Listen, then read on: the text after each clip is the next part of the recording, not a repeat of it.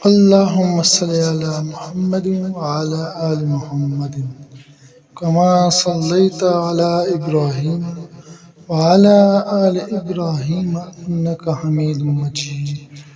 اللهم بارك على محمد وعلى آل محمد كما باركت على إبراهيم وعلى آل إبراهيم إنك حميد مجيد.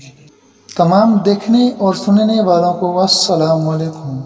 ویڈیو کی طرف جانے سے پہلے آپ سے گزارش کرتے ہیں کہ اگر آپ نے ہمارے چینل کو سبسکرائب نہیں کیا برائے کرم اس کو سبسکرائب کر لیں اور ساتھ ہی گھنٹی والے بٹن کو دبائیں تاکہ ہماری ہر نیو ویڈیو کی نوٹیفیکیشن آپ کو بروقت اور آسانی سے مل سکے۔ ابرا کا انجام۔ ابرا کے ہاتھی کو اٹھانے کی مسلسل کوشش جاری تھی کہ اچانک سمندر کی طرف سے ان کی طرف اللہ تعالیٰ نے ابابیلوں کو بھیج دیا۔ وہ ٹڈیوں کے جھنڈ کی طرح آئیں۔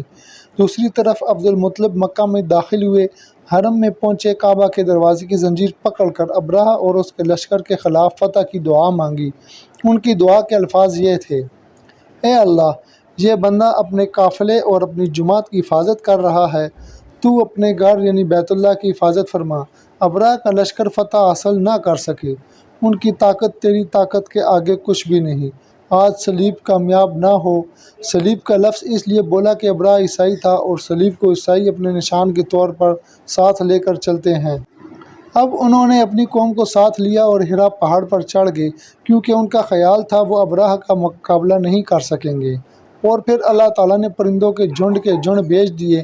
یہ پرندے چڑیا سے قدرے بڑے تھے۔ ان میں سے ہر پرندے کی چونچ میں پتھر کے 3 ٹکڑے تھے۔ یہ پتھر پرندوں نے ابرہہ کے لشکر پر گرانے شروع کیے۔ جو ہی یہ پتھر ان پر گرے، ان کے ٹکڑے ٹکڑے ہو گئے۔ بالکل اسی طرح جیسے آج کسی جگہ اوپر سے بم گرایا جائے تو جسموں کے ٹکڑے اڑ جاتے ہیں۔ ابرہہ کا ہاتھی محمود البتہ ان کنکریوں سے محفوظ رہا، باقی سب ہاتھی تہس نہس ہو گئے۔ یہ ہاتھی 13 عدد تھے، سب کے سب کھائے ہوئے نوست کے مانند ہو گئے، جیسا کہ سورہ فیل میں آتا ہے۔ ابرہہ اور اس کے کچھ ساتھی تباہی کا یہ منظر دیکھ کر بری طرح بھاگے، لیکن پرندوں نے ان کو بھی نہ چھوڑا۔ ابرہہ کے بارے میں طبقات میں لکھا ہے کہ اس کے جسم کا ایک ایک عضو الگ ہو کر گرتا چلا گیا، یعنی وہ بھاگ رہا تھا، اس کے جسم کا ایک ایک حصہ الگ ہو کر گر رہا تھا۔ دوسری طرف عبدالمطلب اس انتظار میں تھے کہ کب حملہ ہوتا ہے، لیکن حملہ آور جب مکہ میں داخل نہ ہوئے تو وہ حالات معلوم کرنے کے لیے نیچے اترے۔ مکہ سے باہر نکلے، تب انہوں نے دیکھا سارا لشکر تباہ ہو چکا ہے۔ خوب مال غنیمت ان کے ہاتھ لگا، بے شمار سامان ہاتھ آیا، مال میں سونا چاندی بھی بے تحاشا تھا۔ لشکر میں سے کچھ لوگ ایسے بھی تھے جو واپس نہیں بھاگے تھے، یہ مکہ میں رہ گئے تھے۔ ان میں ابرہہ کے ہاتھی کا معاوت بھی تھا جو محمود کو آگے لانے میں ناکام رہا۔ ہمارے نبی کریم صلی اللہ علیہ وسلم اس واقعہ کے چند دن بعد پیدا ہوئے۔ آپ جس مکان میں پیدا ہوئے وہ صفا پہاڑی کے قریب تھا۔ حضرت کعب احبار رضی اللہ عنہ روایت کرتے ہیں کہ میں نے تورات میں پڑھا تھا کہ رسول اللہ صلی اللہ علیہ وسلم کی پیدائش مکہ میں ہوگی۔ یہ کعب پہلے یہودی تھا، اس لیے تورات پڑھا کرتے تھے۔ دنیا میں آتے ہی حضور اکرم صلی اللہ علیہ وسلم روئے۔ حضرت عبدالرحمن بن عوف رضی اللہ عنہ کی والدہ کہتی ہیں جب حضرت آمنہ کے ہاں ولادت ہوئی تو میں وہاں موجود تھی۔ آپ میرے ہاتھوں میں آئے، یہ غالباً دایا تھی، ان کا نام شفا تھا۔ فرماتی ہیں جب آپ میرے ہاتھوں میں آئے تو روئے۔ آپ کے دادا عبدالمطلب کو آپ کی ولادت کی اطلاع دی گئی، وہ اس وقت خانہ کعبہ کا طواف کر رہے تھے۔ اطلاع ملنے پر گھر آئے، بچے کو گود میں لیا۔ اس وقت آپ کی والدہ نے ان سے کہا یہ بچہ عجیب ہے، سجدے کی حالت میں پیدا ہوا ہے، یعنی پیدا ہوتے ہی اس نے پہلے سجدہ کیا، پھر سجدے سے سر اٹھا کر انگلی آسمان کی طرف اٹھائی۔ عبدالمطلب نے آپ کو دیکھا، اس کے بعد آپ کو کعبہ میں لے آئے، آپ کو گود میں لیے رہے اور طواف کرتے رہے، پھر واپس لا کر حضرت آمنہ کو دیا۔ آپ کو عرب کے دستور کے مطابق ایک برتن سے ڈھانپا گیا، لیکن وہ برتن ٹوٹ کر آپ کے اوپر سے ہٹ گیا۔ اس وقت آپ اپنا انگوٹھا چوستے نظر آئے۔ اس موقع پر شیطان بری طرح چیخا۔ تفسیر ابن مخلد میں ہے شیطان صرف 4 مرتبہ چیخا۔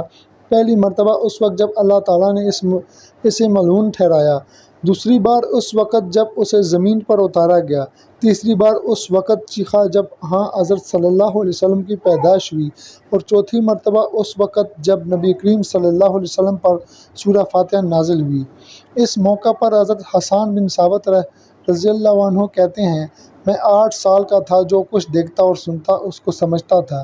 ایک صبح میں نے یثرب یعنی مدینہ منورہ میں ایک یہودی کو دیکھا، وہ ایک اونچے ٹیلے پر چڑھ رہا تھا۔ لوگ اس یہودی کے گرد جمع ہو گئے اور بولے، کیا بات ہے، کیوں چیخ رہے ہو؟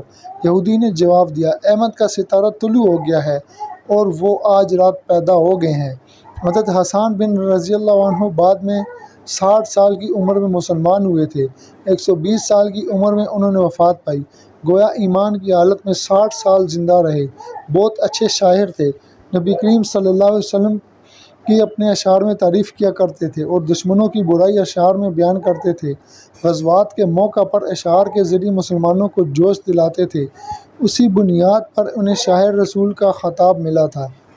حضرت کعب احبار رضی اللہ عنہ فرماتے ہیں کہ میں نے تورات میں پڑھا کہ اللہ تعالیٰ نے حضرت موسیٰ علیہ السلام کو حضرت محمد صلی اللہ علیہ وسلم کی ولادت کے وقت کی خبر دی تھی، اور حضرت موسیٰ علیہ السلام نے اپنے قوم بنی اسرائیل کو اس کی اطلاع دے دی تھی۔ اس سلسلے میں انہوں نے فرمایا تھا، تمہارے نزدیک جو مشہور چمکدار ستارہ ہے، جب وہ حرکت میں آئے گا تو وہی وقت رسول اللہ کی پیدائش کا ہوگا۔ یہ خبر بنی اسرائیل کے علماء ایک دوسرے کو دیتے چلے آئے، اور اسی طرح بنی اسرائیل کو بھی حضرت صلی اللہ علیہ وسلم کی ولادت کا وقت یعنی اس کی علامت معلوم تھی۔ حضرت عائشہ رضی اللہ عنہا سے روایت ہے کہ ایک یہودی عالم مکہ میں رہتا تھا۔ جب وہ رات آئی جس میں حضرت محمد صلی اللہ علیہ وسلم پیدا ہوئے تو وہ قریش کی ایک مجلس میں بیٹھا تھا۔ اس نے کہا، کیا تمہارے ہاں آج کوئی بچہ پیدا ہوا ہے؟ لوگوں نے کہا، ہمیں تو معلوم نہیں۔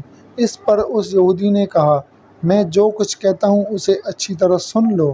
آج اس امت کا آخری نبی پیدا ہو گیا ہے، اور قریش کے لوگوں، وہ تم میں سے ہے، یعنی وہ قریشی ہے، اس کے کندھے کے پاس ایک علامت ہے، اس میں بہت زیادہ بال ہیں، یعنی گھنے بال ہیں، اور یہ نبوت کا نشان ہے، نبوت کی دلیل ہے۔ اس بچے کی ایک علامت یہ ہے کہ وہ 2 رات تک دودھ نہیں پیے گا۔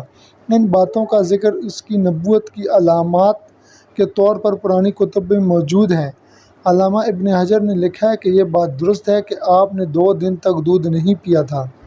یہودی عالم نے جب یہ باتیں بتائیں تو لوگ وہاں سے اٹھ گئے۔ انہیں یہودی کی باتیں سن کر بہت حیرت ہوئی تھی۔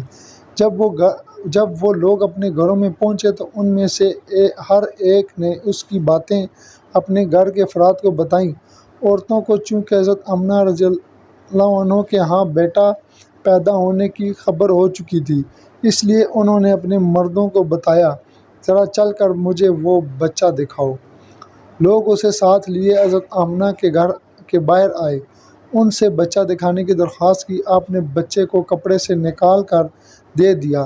لوگوں نے آپ کے کندھے پر سے کپڑا ہٹایا۔ یہودی کی نظر جو ہی مورد نبوت پر پڑی، وہ فوراً بے ہوش ہو کر گر پڑا۔ اسے ہوش آیا تو لوگوں نے اس سے پوچھا، تمہیں کیا ہو گیا تھا؟